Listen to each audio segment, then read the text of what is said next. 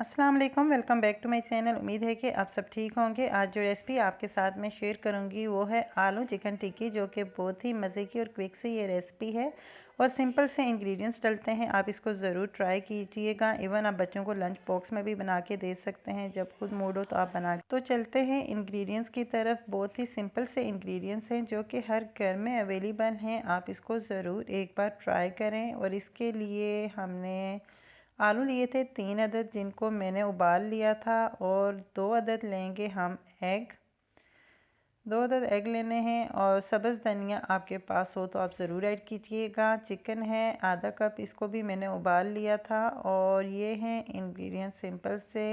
नमक half tea spoon, दाढ़ा मिर्च 1 teaspoon और हल्दी हाफ़ टी स्पून से भी कम। इवन आप अपने टेस्ट के मुताबिक भी ऐड कर सकते हैं, कम ज़्यादा कर सकते हैं चेक करने के बाद भी।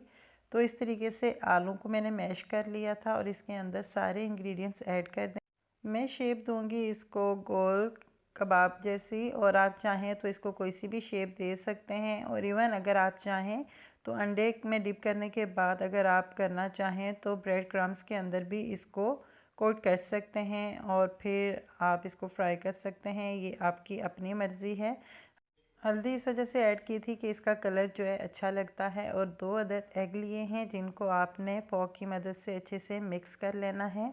जब मिक्स कर लेंगे तो जो आप मिक्सचर बना चुके हैं इस तरीके से नॉर्मल साइज़ में इसको टिक्की बना लें।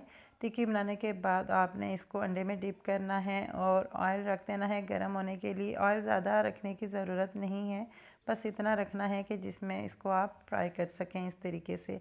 तो मैं तवे पे ही कर रही हूँ। इस तरीके से 4 से 5 में एक साथ कर लूँगी। और ये मिक्सचर जो है इससे तकरीबन 10 आलू टिक्की बन जाते हैं इजीली, और आप बना सकते हैं इसी मिक्सचर से।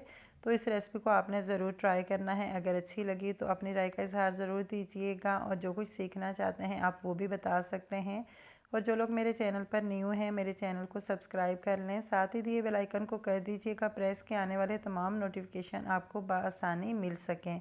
वीडियो अच्छी लगी तो फ्रेंड फैमिली मेम्बर्स के साथ ज़रूर शेयर कीजिएगा।